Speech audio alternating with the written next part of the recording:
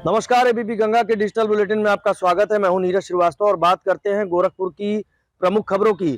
सबसे पहले शुरुआत करते हैं गोरखपुर की पहली बड़ी खबर से, जो एमपी एमएलए कोर्ट से जुड़ी हुई है। चूंकि गोरखपुर शहर विधानसभा क्षेत्र से 4 बार विधायक रह चुके राज्यसभा सांसद डॉक्टर राधा मोहन दास अग्रवाल को मारपीट के एक मामले में कोर्ट ने बरी कर दिया है। बताया जा रहा है कि साल 2015 में सुबह मॉर्निंग वॉक करने को लेकर विश्वविद्यालय की सिक्योरिटी में तैनात बॉम्बे सिक्योरिटी एजेंसी के जो सिक्योरिटी गार्ड हैं उनसे मारपीट और मुख्य गेट का ताला तोड़ने का आरोप उनके ऊपर लगा था। इस मामले में बॉम्बे सिक्योरिटी कंपनी की ओर से मुकदमा दर्ज कराया गया था, लेकिन आज एमपी एमएलए कोर्ट में उनकी पेशी थी और पेशी के दौरान ही कोर्ट ने उन्हें इस मामले में बरी कर दिया। और सबसे बड़ी बात यह है कि राधा मोहन दास अग्रवाल ने सोशल मीडिया के माध्यम से कोर्ट के फैसले पर प्रसन्नता व्यक्त करते हुए कहा है कि उन्हें इससे काफ़ी प्रसन्नता है और उन्हें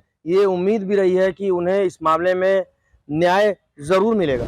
दूसरी खबर दीनदयाल उपाध्याय गोरखपुर विश्वविद्यालय से जुड़ी हुई है। चूंकि गोरखपुर विश्वविद्यालय का हिंदी विभाग अब वेद प्रकाश शर्मा की पुलिस वाला गुंडा और हरिवंश राय बच्चन की मधुशाला जैसे साहित्य को भी पाठ्यक्रम में शामिल कर रहा है। और सबसे बड़ी बात यह है कि इन साहित्यों को शामिल करके विश्वविद्यालय प्रशासन नई जो शिक्षा नीति है उसको आगे बढ़ाना चाहता है और इससे विश्वविद्यालय के जो स्टूडेंट हैं उनकी सोच में भी विकास होगा। और यही वजह है कि हिंदी विभाग के एमए परा स्नातक के जो चतुर्थ सेमेस्टर के छात्र हैं उनके चतुर्थ सिलेबस में इसे शामिल किया जाएगा और इस पाठ्यक्रम को के साथ ही तमाम ऐसे नए जो साहित्य हैं और साहित्यकार हैं उन्हें भी इसमें शामिल किया जा रहा है। और यही वजह है कि सोशल मीडिया से लेकर जो पुराने साहित्यकार हैं, आचार्य हैं, कुछ लोगों का विरोध भी इसमें सामने आया है। और यही वजह है कि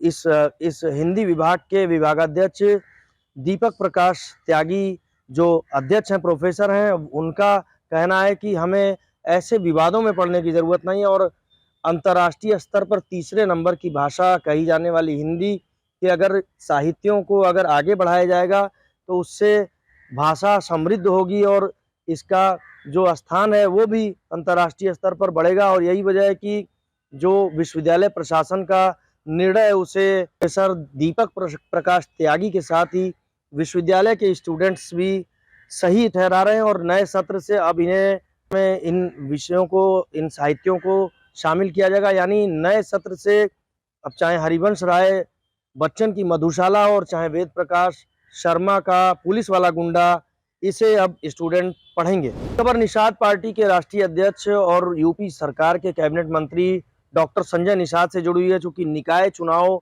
करीब है और इसके साथ ही 2024 का लोकसभा चुनाव को लेकर भी तमाम पार्टियां अपने कार्यकर्ताओं के साथ बैठकें कर रही हैं और यही वजह है कि डॉक्टर संजय निषाद गोरखपुर पहुंचे और उन्होंने कार्यकर्ताओं के साथ मैराथन बैठक की है और निकाय चुनाव को लेकर उन्होंने रणनीति तैयार की है। उनका कहना है कि जो भी उनके पदाधिकारी और कार्यकर्ता इस चुनाव में लड़ना चाहेंगे, कार्यकर्ताओं का नाम वो तैयार करेंगे, बाकायदे लिस्ट तैयार की जाएगी। और उन्होंने साफ कर दिया है कि भारतीय जनता पार्टी के साथ मिलकर निषाद पार्टी निकाय चुनाव लड़ेगी और जो सहमति बनेगी उस सीट पर भाजपा का चाहे जिताऊ प्रत्याशी हो, चाहे निषाद पार्टी का जिताऊ प्रत्याशी हो, जैसी सहमति बनेगी उसी के हिसाब से चुनाव लड़ेंगे। लेकिन उद्देश्य बहुत बड़ी संख्या में वो जीत दिलाने से एक बड़ा लक्ष्य लेकर वो चल रहे हैं। और उनका कहना है कि इस बार का निकाय चुनाव इस लोकसभा चुनाव का सेमीफाइनल है, इसमें तो जीत दर्ज करेंगे ही और बाकायदे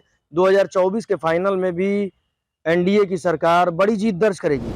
चौथी खबर गोरखपुर एयरपोर्ट से जुड़ी है। चूंकि गोरखपुर एयरपोर्ट को आवागमन की दृष्टि से प्रदेश का तीसरा सबसे बड़ा एयरपोर्ट होने का दर्जा मिला है। इसके साथ ही बता दें कि लखनऊ 18,000 यात्रियों के आवागमन के साथ पहले नंबर पे है, वहीं 6,000 की यात्री क्षमता के साथ वाराणसी एयरपोर्ट दूसरे स्थान पर है और गोरखपुर का एयरपोर्ट 1900 यात्रियों की हर रोज आवागमन क्षमता के लिहाज से तीसरे स्थान पर पहुंच गया। वहीं यानी प्रयागराज, कानपुर और आगरा एयरपोर्ट गोरखपुर एयरपोर्ट से यात्री क्षमता को लेकर निचले पायदान पर पहुंच गए हैं। और सबसे बड़ी बात यह है कि लगातार गोरखपुर एयरपोर्ट का विस्तार हो रहा है और 28 मार्च को नया टर्मिनल भी तैयार होकर जनता के को समर्पित किया गया। इससे जो यात्री क्षमता है एक बार में 200 से बढ़कर 500 हो गई। और लगातार मुख्यमंत्री योगी आदित्यनाथ और गोरखपुर के सांसद रवि किशन गोरखपुर एयरपोर्ट के विस्तार को लेकर गंभीर हैं और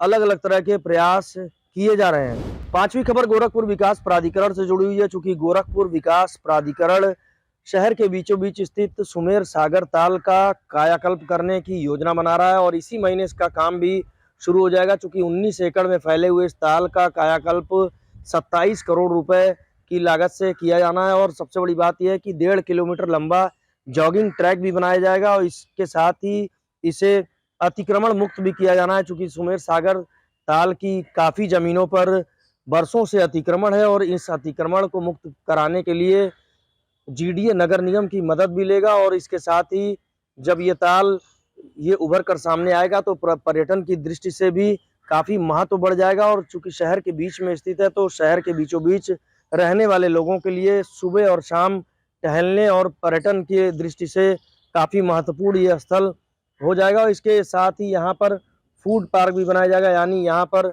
जो खाने पीने से संबंधित चीजें हैं उसके स्टॉल भी लगेंगे। तो पूरी योजना गोरखपुर विकास प्राधिकरण तैयार कर रहा है। इसके साथ ही मुख्यमंत्री योगी आदित्यनाथ द्वारा शिलान्यास की गई खोराबार टाउनशिप में भी मकान और जमीनों को बुक करने के लिए 10 अप्रैल के बाद से बुकिंग खोल दी जाएगी। ऐसी उम्मीद की जा रही है क्योंकि हर तबके के लोगों के लिए यहाँ पर आवास उपलब्ध किए गए हैं। MIG LIG के साथ ही अन्य तरह के भी जो आवास हैं जो सस्ते दर पर लोगों को उपलब्ध होंगे उसकी बुकिंग अब शुरू हो जाएगी और GDA की वेबसाइट पर भी इसकी विस्तृत जानकारी देखी जा सकती है। तो बने रहिए हमारे साथ और देखते रहिए ABP गंगा।